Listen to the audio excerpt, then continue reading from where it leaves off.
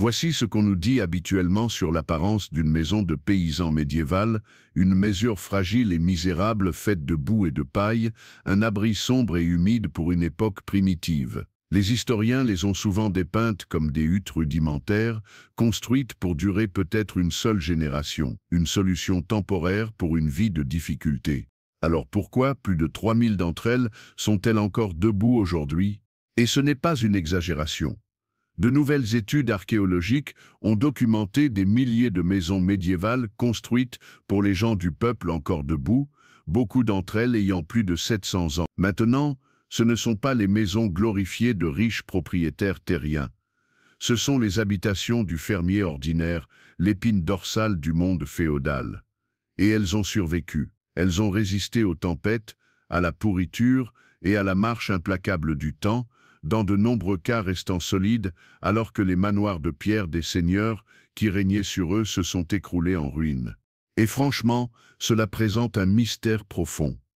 Comment, sans technologie moderne, sans diplôme d'ingénierie, sans même de plan écrit, des paysans supposément non éduqués ont-ils construit des maisons qui remettent en question toute notre compréhension de la durabilité? De nouvelles recherches décollent les couches de torchis et de bois pour révéler une technologie de survie sophistiquée cachée dans ces huttes. Une technologie qui leur a permis de supporter l'un des changements climatiques les plus sévères de l'histoire humaine et de créer des maisons qui étaient, à bien des égards, supérieures dans leur résilience.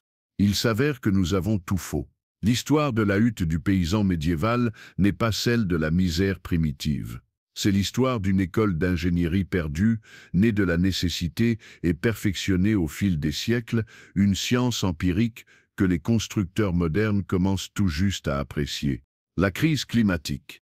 Pour comprendre comment ces maisons ont été construites, il faut d'abord comprendre pourquoi elles ont été construites de cette façon. Le défi déterminant de la fin de la période médiévale n'était pas seulement le féodalisme, c'était le climat lui-même. Vers l'an 1300, l'Europe a plongé dans une période de refroidissement dramatique, connue sous le nom de petit âge glaciaire. Et ce n'était pas une glissade douce vers des automnes plus frais, c'était un changement environnemental catastrophique. Les hivers sont devenus brutalement longs, les étés sont devenus frais et humides, et la Tamise à Londres a commencé à geler régulièrement, assez épaisse pour supporter des marchés et des festivals entiers.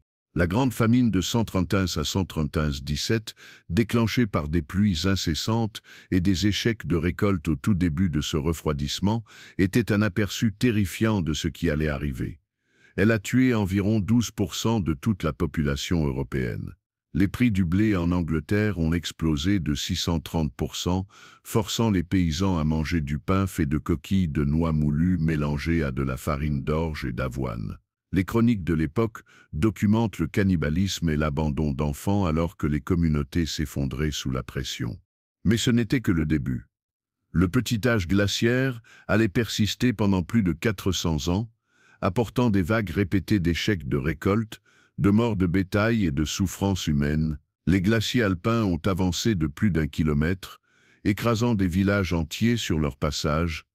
La mer Baltique gelait régulièrement en une autoroute de glace reliant la Scandinavie au continent européen. Les reconstructions de température montrent des températures hivernales moyennes, chutant de 2 degrés en dessous des niveaux modernes, un changement qui signifiait la différence entre la survie et la mort pour des millions de personnes.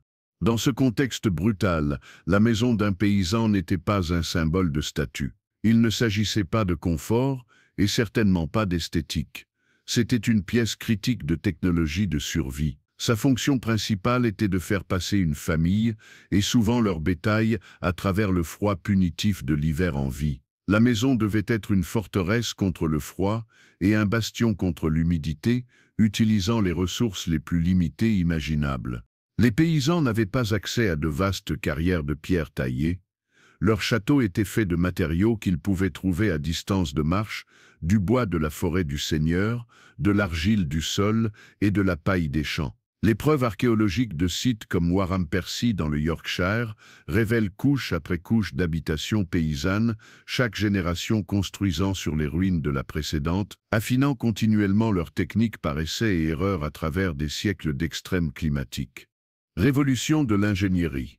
L'image d'un paysan jetant simplement de la boue sur des bâtons est une caricature qui rend un grave préjudice au génie méthodique de ses constructeurs. L'analyse archéologique récente a révélé des techniques de construction si sophistiquées que les ingénieurs modernes les étudient pour obtenir des informations sur les pratiques de construction durable. La construction moderne nous dit qu'un bâtiment n'est fort que par ses fondations. Un paysan médiéval aurait été d'accord, mais leur ennemi n'était pas seulement la gravité, c'était la terre froide et humide elle-même. Construire directement sur le sol était une recette pour le désastre. La pourriture consumerait les poteaux en bois en quelques années, et l'humidité s'infiltrerait dans l'espace de vie, volant la chaleur et créant des conditions propices aux maladies. Leur solution était élégamment simple, élever la maison du sol. Au lieu d'enfoncer les principaux poteaux porteurs directement dans la terre où ils pourriraient, ils les plaçaient sur des coussins de pierres de fondation. Ces pierres de base, souvent juste de grandes pierres plates, distribuaient le poids de la charpente en bois, tout en gardant le grain d'extrémité vulnérable du bois à l'abri de l'humidité. Les fouilles sur les sites médiévaux révèlent systématiquement ces fondations de pierre, certaines montrant des preuves de multiples reconstructions au fil des siècles.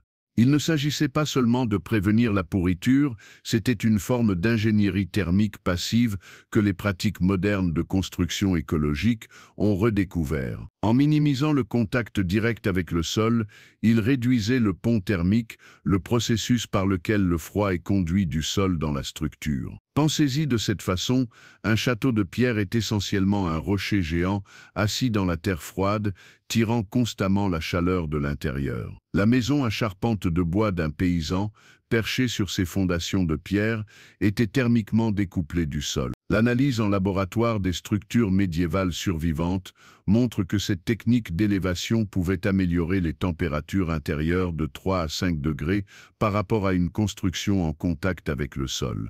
La charpente à croc. Si la fondation était l'encre, la charpente en bois était le squelette. Et dans de nombreuses maisons les plus résistantes, ce squelette utilisait l'un des systèmes structurels les plus élégants et efficaces de l'histoire architecturale, la charpente à croc. L'analyse dendrochronologique récente a identifié plus de 3 dessins bâtiments à charpente croc survivants à travers l'Angleterre, avec des dates allant des années 1260 aux années 1150, un témoignage à la fois de leur durabilité et de leur prévalence. Une charpente à croc est une merveille de débrouillardise. Au lieu de construire une boîte rectangulaire, les constructeurs recherchaient des arbres avec une courbe naturelle et douce. Ils fendaient ensuite un seul tronc courbé au milieu, créant 2 lames symétriques. Celles-ci étaient levées et jointes au sommet, formant un parfait cadre en A. Une série de ceux-ci, reliés par des poutres horizontales, créait tout le cœur du bâtiment. Ce qui rend cela si ingénieux devient clair lorsque vous analysez les exigences matérielles. Des études détaillées d'exemples survivants montrent qu'une maison paysanne typique nécessitait environ 111 arbres pour la construction. 8 grandes lames de chêne croc provenant d'arbres matures de plus de 24 pouces de diamètre, plus des dizaines d'arbres plus petits pour les montants, les chevrons et les éléments intérieurs. Comparez cela aux lourdes maisons à charpente en bois utilisées par la noblesse, qui pouvaient nécessiter plus de 332 arbres pour une structure de taille similaire. Les paysans, avec leur accès limité au bois, avaient développé un système qui atteignait une performance structurelle supérieure avec une fraction des matériaux. L'efficacité structurelle est remarquable. Dans une charpente à croc, la charge du toit est transférée directement vers le bas des lames courbées jusqu'à la fondation. Cela signifie que les murs extérieurs ne sont pas porteurs, ce sont juste des panneaux de remplissage, des rideaux contre les intempéries. Cette flexibilité de conception permettait un entretien et une modification plus faciles, des avantages cruciaux lors de la gestion des contraintes imprévisibles du climat du petit âge glaciaire. La géométrie du cadre en A est intrinsèquement stable et flexible. Pendant les vents féroces et les fortes neiges du petit âge glaciaire, c'était un énorme avantage. L'analyse d'ingénierie montre que les lames Krupp courbées pouvaient fléchir sous des charges extrêmes sans se briser, distribuant la contrainte sur toute leur longueur. Les ingénieurs structurels modernes reconnaissent cela comme un principe maintenant utilisé dans les bâtiments résistants aux tremblements de terre. Le paysan médiéval l'avait maîtrisé 7 siècles plus tôt, non pas par le calcul, mais par des générations d'observation et de raffinement. Le torchis. Avec le squelette en place, le défi suivant était la peau, les murs. L'image commune est celle de murs debout, mais la réalité était un matériau composite sophistiqué connu sous le nom de torchis. L'analyse scientifique récente des panneaux survivants révèle un niveau de sophistication matérielle qui rivalise avec les techniques de construction modernes. Le processus commençait par le claillonnage, un treillis tissé de branches de bois minces et flexibles placées entre les poutres principales. Les preuves archéologiques montrent qu'il s'agissait typiquement de noisetiers, de saules ou de chênes fendus, choisis pour leur flexibilité et leur résistance à la décomposition. Le modèle de tissage variait selon les régions, mais l'analyse montre qu'il était conçu pour créer une surface maximale pour que le torchis adhère tout en maintenant l'intégrité structurelle. Le torchis lui-même était la sauce secrète, et l'analyse en laboratoire a révélé sa véritable complexité. C'était un mélange soigneusement calibré d'argile pour l'adhésion et la masse thermique, de sable pour réduire la fissuration, d'un agent liant comme la paille ou les poils d'animaux pour la résistance à la traction, et souvent du fumier animal. Le fumier n'était pas juste au porton, il était fonctionnel. Les fibres non digérées ajoutaient à l'isolation et à la force de liaison du mur, tandis que l'ammoniac pouvait avoir agi comme un conservateur contre les insectes et la croissance fongique. Les tests thermiques des panneaux de torchis provenant de bâtiments médiévaux survivants montrent des propriétés d'isolation remarquables. Les milliers de petites poches d'air et la masse thermique pure du mur absorbaient lentement la chaleur des feux intérieurs et la rayonnaient la nuit, modérant la température interne. Les mesures montrent qu'un mur de torchis correctement construit pouvait maintenir des températures intérieures 8 à 10 degrés plus chaudes que les conditions extérieures, avec un chauffage minimal. La respirabilité du système était tout aussi cruciale. Contrairement aux murs modernes scellés dans des barrières de vapeur en plastique, le torchis est naturellement perméable à la vapeur. Il permet à l'humidité de passer naturellement, agissant comme une mèche qui éloigne l'humidité des poutres structurelles et la laisse s'évaporer. Cette gestion de l'humidité est une raison fondamentale pour laquelle ces charpentes vieilles de 700 ans survivent aujourd'hui, alors que de nombreuses structures en bois modernes pourrissent en quelques décennies. L'analyse chimique des échantillons de torchis révèle des variations régionales dans la composition, suggérant une adaptation locale et un raffinement continu. Certaines régions ajoutaient du sang comme liant, d'autres utilisaient de la chaux, et les régions côtières incorporaient souvent des additifs résistants au sel. Ce n'étaient pas des essais et erreurs primitifs, c'était une ingénierie des matériaux sophistiqués, adaptés aux conditions locales et aux ressources disponibles. Le toit de chaume. Le toit était la dernière ligne de défense, et là encore, les paysans ont transformé un matériau humble, la paille ou les roseaux, en un système haute performance que les pratiques modernes de construction durable redécouvrent. Un toit de chaume correctement construit était une couverture épaisse et soigneusement stratifiée, souvent de 18 à 24 pouces de profondeur, nécessitant des connaissances spécialisées et des compétences considérables pour l'installer et l'entretenir. Les avantages d'ingénierie étaient immenses. Tout d'abord l'isolation. Le chaume est l'un des meilleurs isolants naturels disponibles, avec des propriétés thermiques qui dépassent de nombreux matériaux modernes. Son secret est l'air emprisonné, les innombrables tiges creuses créent des millions de petites poches d'air, fournissant une barrière massive à la perte de chaleur. L'imagerie thermique des bâtiments en chaume occupés montre que même avec des feux rugissants à l'intérieur, la surface extérieure du chaume reste proche de la température ambiante. Preuve claire que pratiquement aucune chaleur n'est perdue à travers le toit. La technique de stratification était cruciale. Les maîtres chaumiers ont développé des styles régionaux optimisés pour les conditions climatiques locales.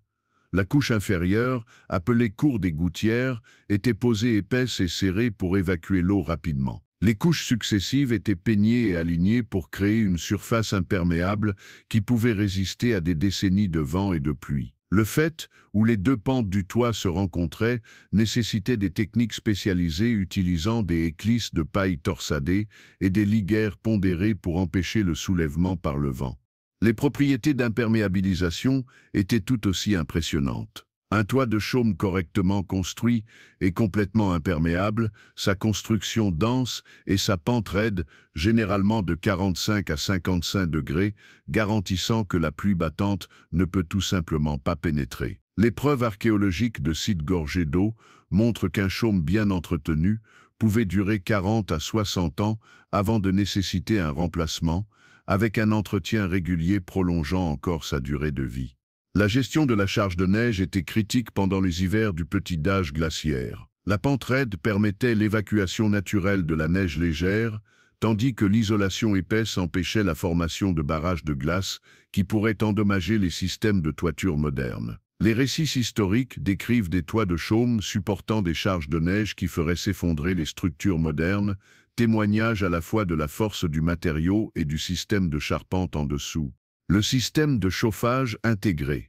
Au centre de tout cela se trouvait le système de chauffage, et ici les paysans médiévaux ont développé des solutions que les défenseurs modernes du chauffage durable redécouvrent. Les premières maisons comportaient des foyers ouverts, des feux allumés sur des sols d'argile au milieu de la pièce, avec de la fumée trouvant son propre chemin à travers les interstices du chaume ou des trous de fumée dédiés. Pour les sensibilités modernes, cela semble insupportable, mais les preuves archéologiques révèlent le raisonnement sophistiqué derrière cette approche. La fumée n'était pas seulement tolérée, elle était exploitée comme un outil de conservation. La fumée de bois, riche en produits chimiques comme la créosote et d'autres composés, fumait efficacement toute la structure. L'analyse du bois de bâtiments médiévaux survivants montre la pénétration de ces composés conservateurs profondément dans les fibres du bois, tuant les insectes xylophages et empêchant la croissance fongique. Cette fumigation constante est un facteur majeur dans l'incroyable longévité de ces bâtiments. La gestion de la chaleur était tout aussi sophistiquée. Alors que les systèmes de chauffage modernes se concentrent sur la fourniture rapide de chaleur par air forcé ou système radiant, le foyer ouvert créait un environnement thermique différent. Le feu rayonnait de la chaleur dans toutes les directions, réchauffant non seulement l'air, mais aussi la masse thermique du sol d'argile, du foyer de pierre et de la terre environnante. Cette chaleur stockée était libérée lentement tout au long de la nuit, maintenant des températures plus stables que les systèmes de chauffage à combustion rapide. L'intégration du bétail était un coup de maître de l'ingénierie thermique. Les preuves archéologiques de maisons longues excavées montrent que les familles et leurs animaux partageaient souvent le même toit, séparés seulement par une cloison basse ou un écran. Une seule vache génère environ 1500 BTU par heure de chaleur corporelle, équivalent à un petit chauffage d'appoint fonctionnant en continu. Plusieurs animaux créaient une zone de chauffage significative qui aidait à réchauffer toute la structure. L'analyse moderne montre que cet arrangement pouvait augmenter les températures intérieures de 5 à 8 degrés par rapport à l'occupation humaine seule. Le développement de la cheminée a représenté une avancée technologique majeure qui s'est progressivement répandue à partir du XIIe siècle. L'ajout d'une cheminée et d'un foyer approprié permettait une combustion plus contrôlée et une meilleure élimination de la fumée, mais les premiers adopteurs devaient équilibrer l'amélioration de la qualité de l'air contre la perte de chaleur par la cheminée. Les preuves archéologiques suggèrent que de nombreuses maisons paysannes ont subi plusieurs mises à niveau du système de chauffage au cours de leur durée de vie, s'adaptant aux changements de disponibilité du combustible et aux améliorations technologiques. Innovation régionale et solutions adaptatives. L'analyse des maisons paysannes médiévales survivantes révèle des variations régionales significatives, chacune adaptée aux conditions climatiques locales, aux matériaux disponibles et aux défis spécifiques du petit âge glaciaire. Ce n'étaient pas des différences aléatoires, elles représentent des réponses sophistiquées aux pressions environnementales qui variaient à travers les paysages divers de l'Europe. Dans les conditions difficiles du nord de l'Angleterre et de l'Écosse, les fouilles révèlent des maisons partiellement souterraines, avec des espaces de vie excavés dans les collines ou construits dans des dépressions naturelles. Ces conceptions abritées par la terre profitaient de la température stable du sol, généralement de 10 à 13 degrés Celsius toute l'année sous la ligne de gel. Les preuves archéologiques de sites, comme les îles Orcades, montrent des communautés entières de ces maisons semi-souterraines, avec des systèmes de drainage sophistiqués pour prévenir les inondations et des systèmes de ventilation pour gérer la qualité de l'air. Les régions germaniques ont développé la conception révolutionnaire de la maison noire, où la zone de vie partageait l'espace avec le bétail sous un seul toit massif. L'investigation archéologique de ces structures révèle des solutions ingénieuses pour gérer les défis de l'habitation mixte humain-animal. Des canaux de drainage creusés dans les sols de pierre dirigeaient les déchets animaux loin des zones humaines, tandis que les plateformes de couchage surélevées gardaient les familles au-dessus des pires odeurs et de l'humidité. Les avantages thermiques étaient substantiels. Les historiens de l'architecture allemands calculent qu'un complément typique de bétail pouvait contribuer l'équivalent de 3-4 feux brûlants continuellement au système de chauffage de la maison. Les régions côtières confrontées aux défis du climat maritime ont développé leurs propres innovations. Les fouilles le long de la côte anglaise révèlent des maisons avec des caractéristiques spécialisées de résistance aux tempêtes, des murs extra épais du côté au vent, des structures de toit renforcées avec des attaches supplémentaires et des systèmes de drainage sophistiqués pour gérer la pluie battante. Des matériaux de construction résistants au sel ont été développés en utilisant des algues locales et des plantes tolérantes au sel comme additifs au mélange de torchis.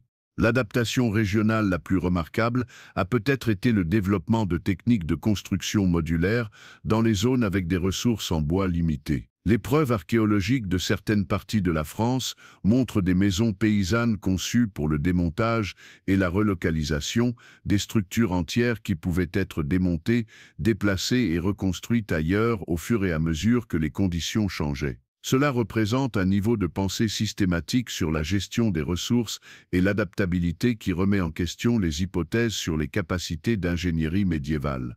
L'architecture de la supériorité. Nous arrivons maintenant à l'idée centrale et provocatrice qu'à bien des égards critiques, l'humble hutte paysanne était une pièce d'ingénierie supérieure au puissant château de pierre. Ce n'est pas du romantisme, c'est étayé par des preuves mesurables issues d'investigations archéologiques et d'analyses d'ingénierie moderne. Considérez les philosophies de conception fondamentales. La force d'un château venait de la masse pure de ses murs de pierre, mais c'était aussi sa plus grande faiblesse contre le froid. La pierre a une conductivité thermique très élevée.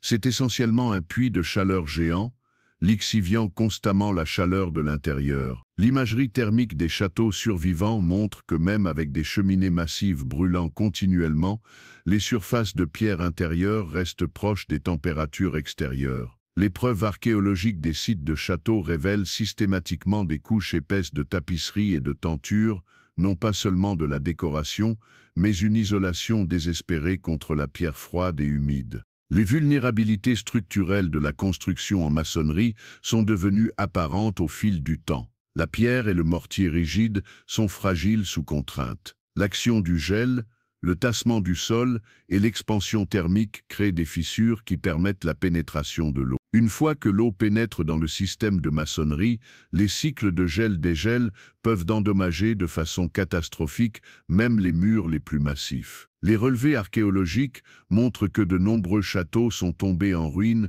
non pas à cause de la guerre, mais de la négligence et de l'assaut implacable des forces climatiques qu'ils étaient mal conçus pour résister.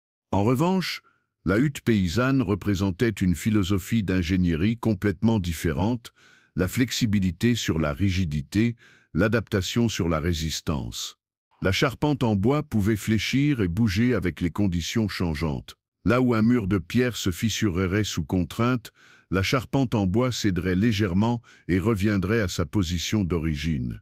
Les preuves archéologiques montrent que de nombreux bâtiments en bois médiévaux ont survécu au tassement du sol et à l'activité sismique qui aurait détruit les structures en maçonnerie. Les différences de performance thermique sont frappantes.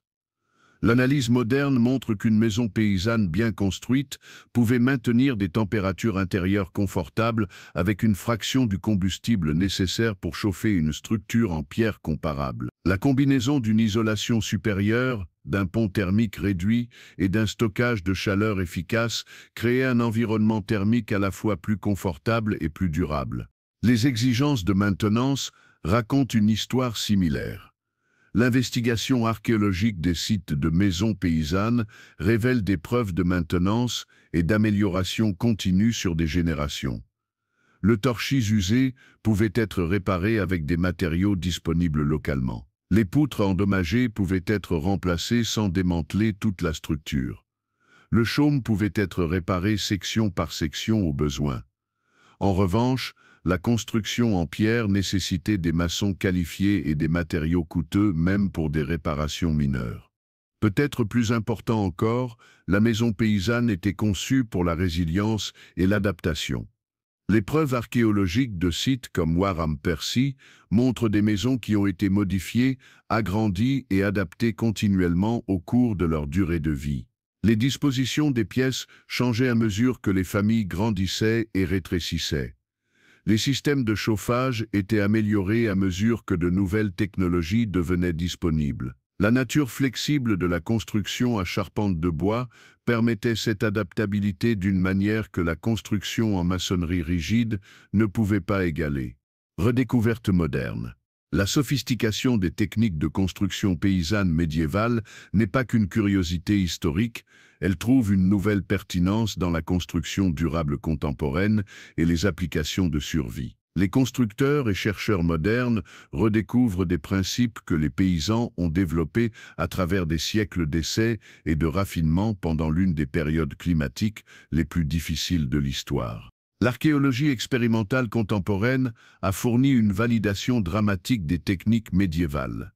L'expérience de Pavel Sapostnikov en 2013-2014 reste peut-être le test moderne le plus convaincant. Ce chercheur russe a passé 6 mois d'hiver sibérien en utilisant uniquement des outils, des vêtements et des méthodes d'abri du IXe siècle, documentant toute l'expérience dans des journaux vidéo quotidiens qui sont devenus le film de 2016, Seul dans le passé. Sa survie dans des conditions qui atteignaient régulièrement 40 degrés a démontré l'efficacité des cycles de préparation médiévaux et des stratégies d'adaptation saisonnières, fournissant des aperçus psychologiques sur la façon dont les communautés historiques géraient les défis mentaux de l'isolement saisonnier extrême.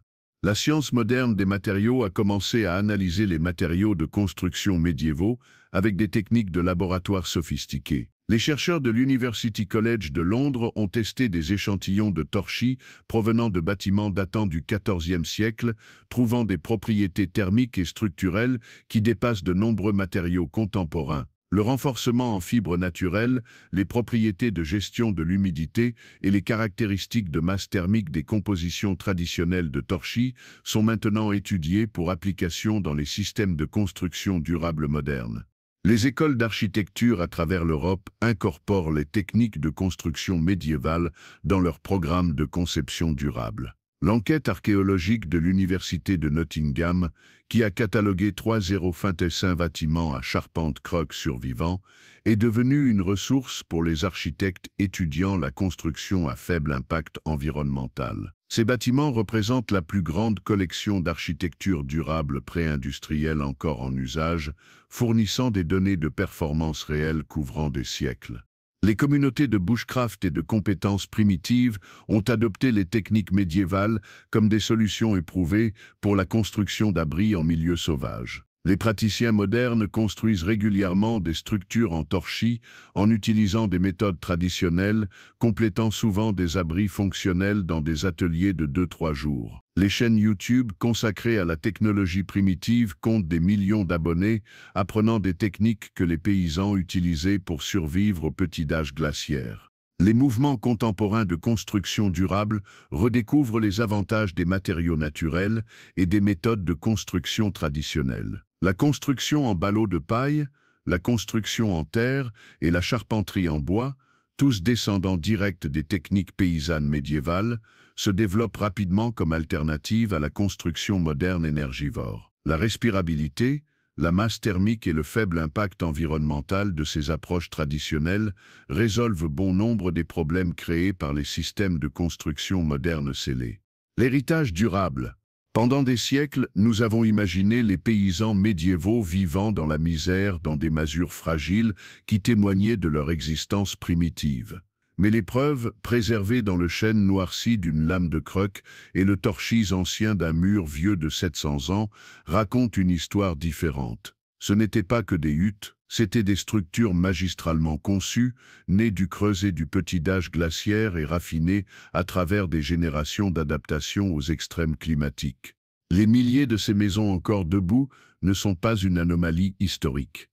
Elles sont la preuve survivante d'une école d'architecture perdue qui comprenait des principes que les constructeurs modernes ne font que redécouvrir.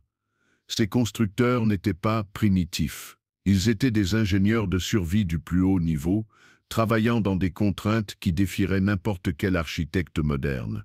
Ils comprenaient que la véritable force d'un bâtiment ne réside pas toujours dans sa masse, mais dans sa capacité à fléchir et à s'adapter. Ils savaient que pour rester au chaud, une maison doit d'abord pouvoir respirer. Ils ont prouvé que l'ingénierie sophistiquée ne nécessite pas de technologie complexe, elle nécessite une compréhension profonde des matériaux, du climat et des besoins humains.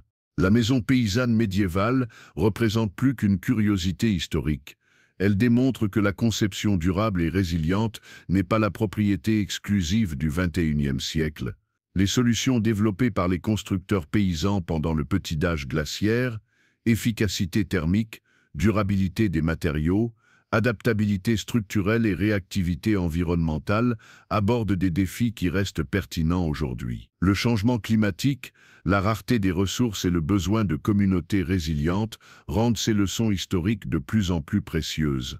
L'investigation archéologique continue de révéler de nouveaux aspects de la sophistication de la construction médiévale. Chaque fouille ajoute à notre compréhension de la façon dont ces structures fonctionnaient comme des systèmes environnementaux complets, pas seulement des abris. L'intégration du chauffage, de la ventilation, de la gestion de l'humidité et des systèmes structurels dans les maisons paysannes médiévales représente une approche holistique de la construction que la construction moderne peine à redécouvrir. Regardez vers l'avenir. La redécouverte de ces techniques ouvre des possibilités fascinantes pour l'application moderne. Les principes testés au cours de siècles d'extrêmes climatiques offrent des solutions éprouvées pour les défis contemporains. Alors que nous faisons face à nos propres incertitudes climatiques, la sagesse préservée dans des bâtiments vieux de 700 ans fournit à la fois inspiration et orientation pratique. Ces techniques inspirent déjà de nouvelles générations de constructeurs, de survivalistes et de défenseurs de la conception durable. Des amateurs de bushcraft du week-end testant la construction en torchis aux architectes, incorporant les principes de charpente croc dans des conceptions modernes, l'influence de l'ingénierie paysanne médiévale s'étend bien au-delà de l'étude historique. L'histoire de la maison paysanne médiévale nous met finalement au défi de reconsidérer nos hypothèses sur le progrès, la sophistication et l'avancement technologique. Parfois, les solutions les plus élégantes sont debout juste devant nous depuis des siècles, attendant que nous les voyions non pas comme des huttes primitives, mais comme des chefs-d'œuvre d'adaptation environnementale et d'ingéniosité humaine. Alors voici ma question pour vous. Envisageriez-vous d'essayer ces anciennes techniques de construction dans vos propres projets? Que ce soit une expérience de jardin avec le torchis ou l'incorporation de certains de ces principes thermiques dans la construction moderne, qu'est-ce qui vous attire le plus dans cette tradition d'ingénierie perdue? Partagez vos réflexions dans les commentaires. J'aimerais savoir quels aspects de la sagesse de construction médiévale résonnent avec vos propres intérêts et défis. Si cette plongée profonde dans l'ingénierie historique cachée vous a impressionné autant qu'elle m'a impressionné, veuillez aimer cette vidéo et vous abonner pour plus d'histoires qui remettent en question ce que nous pensons savoir sur le passé. Il y a tellement plus à découvrir sur les solutions ingénieuses que nos ancêtres ont développées pour les défis auxquels ils étaient confrontés. Toutes les sources de recherche et références archéologiques mentionnées dans cette vidéo sont liées dans la description ci-dessous pour ceux qui veulent explorer ces sujets plus en profondeur.